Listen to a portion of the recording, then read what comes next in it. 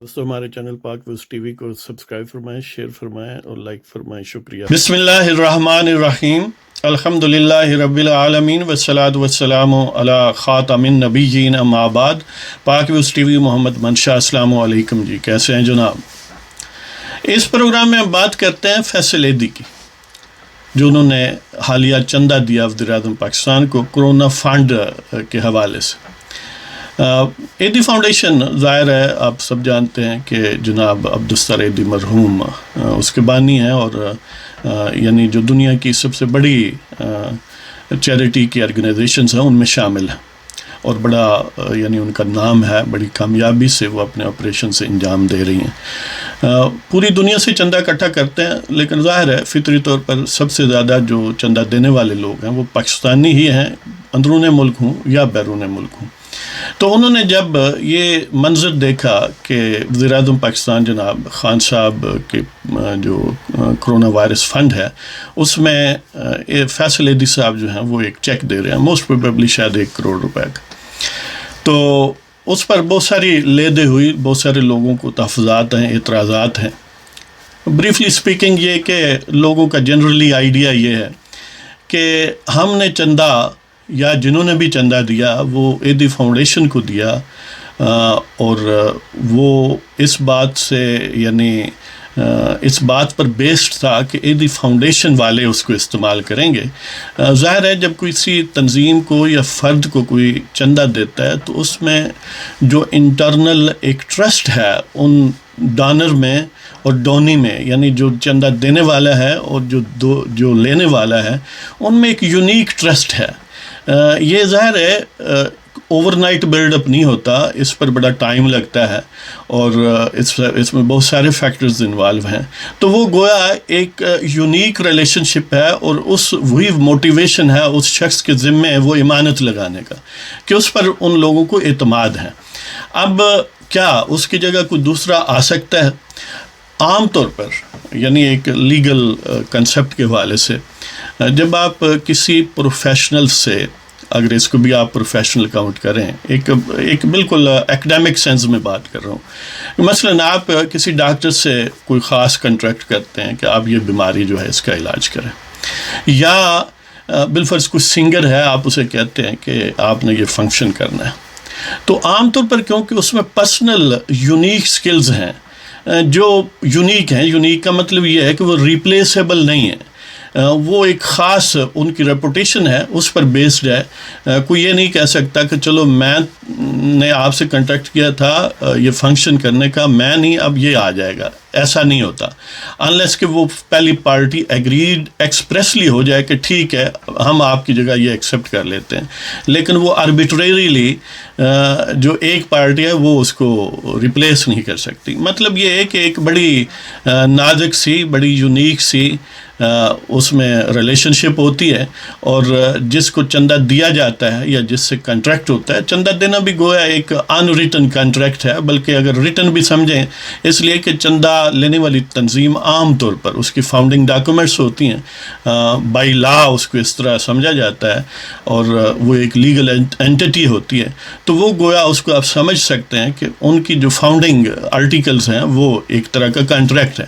تو یہ کویسچن یقیناً ہے اس میں کہ اگر اے بی کو چندہ دیتا ہے اور بی کی جو فاؤنڈنگ ڈاکومنٹس ہیں، کیا وہ اس کے خلاف ورزی کرتے ہوئے فردر آنورڈ کسی کو چندہ دے سکتا ہے اسی منی کو آنورڈ، یا نہیں دے سکتا.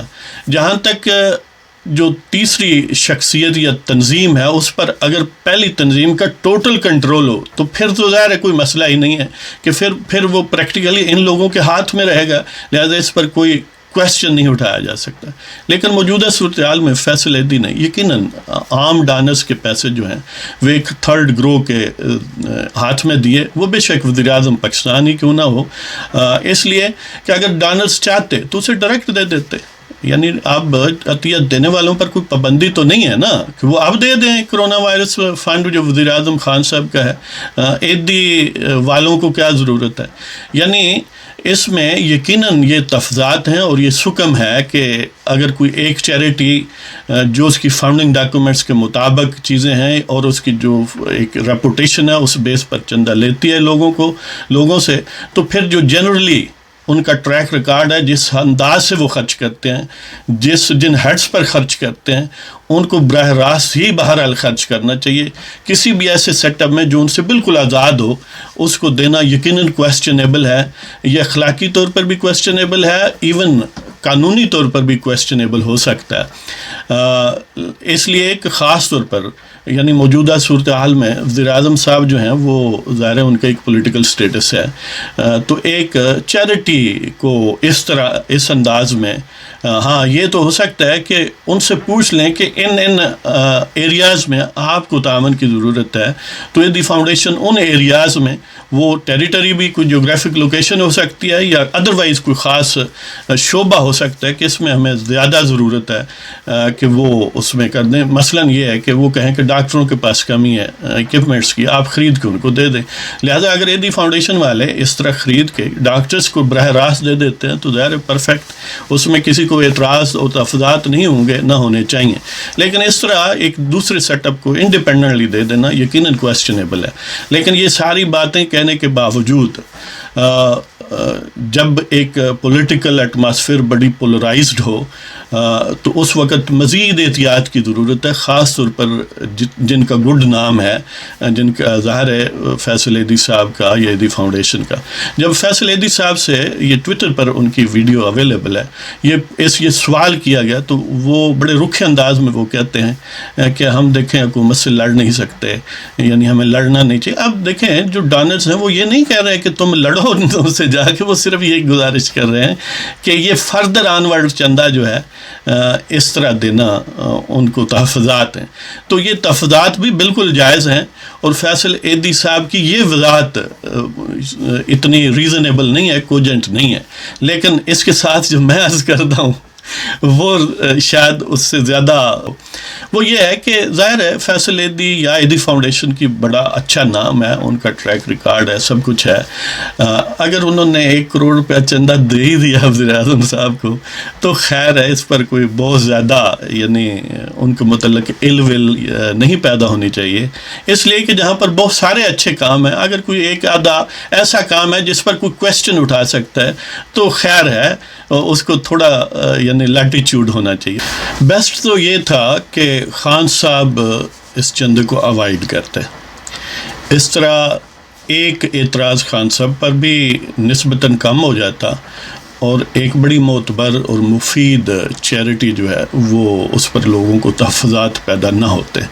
لیکن این خیال است و محال است و جنوں. اور پھر خاص طور پر جب اس کنٹیکسٹ میں آپ دیکھتے ہیں کہ آج بھی وہ ویڈیو اویلیبل ہے جس میں مرحوم عبدالستار عیدی اسی خان صاحب کا اور جنرل وہ جو ISI ہوا کرتے تھے حمید گل، ان کا باقاعدہ نام لے کر کہہ رہا ہے کہ انہوں نے مجھے پریشرائز کیا اور عبدالستار عیدی مرحوم جو ہیں وہ کچھ دنوں کے لیے لندن چلے گئے، پھر واپس آئے. مطلب یہ ہے کہ خاص طور پر جب ڈونرز وہ دیکھتے ہیں کہ یہ وہی شخص ہے جنہوں نے فیصل عیدی کے والد کو تنگ کیا، ٹیز کیا، ان کو فورس کرنے کی کوشش کی کہ آپ ہمارے ساتھ آئیں تاکہ ان کی گڈ ول سے سیاسی فائدہ اٹھایا جائے. لیکن عبدالستار عیدی مرحوم نے یہ اچھا یعنی اپنے نام کو بچا لیا کہ ان کا پریشر برداشت کیا لیکن ان کے ساتھ نہیں ہوئے. تو یہی بات اصل میں زیادہ کریٹ کرتی ہے سسپیشنز یا تفضات جو لوگوں میں ہیں فیصل عیدی کے اس ایکٹ کے متعلق. لیکن کیونکہ اتنی بڑی آرگنائزیشن ہے اور ظاہر ہے وہ شخص جو ٹیز بھی کر سکتا ہے، بلیک میل بھی کر سکتا ہے، آپ اس کی منتقم مزاجی جو ہے وہ سامنے تشت ازبام ہے، روز روشن کی طرح عیاں ہے. تو ایسے شخص کو اپیز کرنے کے لیے آپ سمجھ لیں کہ اگر تاکہ آخر وہ ایک فاؤنڈیشن عیدی فاؤنڈیشن ایک چیریٹی ہے، اسے ایک ہوسٹائل انوائرمنٹ میں کام کرنے سے کہیں بہتر ہے کہ وہ ایک فرینڈلی ایٹماسفیئر کریٹ کر لے. تو خیر ہے، اگر ایک منتقم مزاج کو خوش کرنے کے لیے جنہیں رپورٹڈلی خود خان صاحب نے پہچانا بھی نہیں ہے کہ یہ فیصل لہدی ہے، کسی اور نے تعارف کرایا، وہ خود فیصل لہدی کہتا ہے. تو لہذا اس شخص کو اپیز کرنے کے لیے، ایک فرینڈلی ایٹماسفیئر پیدا کرنے کے لیے یہی سمجھ لیں کہ یہ یعنی اس ہیڈ میں دے دیے ہیں. خیر یہ تالیف قلبی سمجھ لیں، کیونکہ خان صاحب اس وقت اقتدار میں ہیں اور وہ کسی کو تنگ کرنے میں انتہائی گھٹیا لیول پر اتر سکتے ہیں، یہ ظاہر ہے آپ کے سامنے ہے. تو اس حوالے سے فیصل لہدی کا اقدام جو ہے وہ ایسا کوئی برا نہیں ہے. اس لیے ان کو جو ہمارے دوست جو ظاہر ہے عوام میں یا ڈانرز ہیں یا سوشل میڈیا پر ہیں، ان کو گویا تھوڑا سخت انداز میں ڈیل کر رہے ہیں، تو ان سے ریکویسٹ ہے کہ وہ اس کنٹیکسٹ میں ان پر ہاتھ ہلکا رکھ. تو اس کے ساتھ ہی اگر آپ کو ہمارے پروگرام پسند ہوں تو جناب سبسکرائب کریں، شیئر کریں اور لائک کریں. اب ہمیں اجازت دیں. خدا حافظ.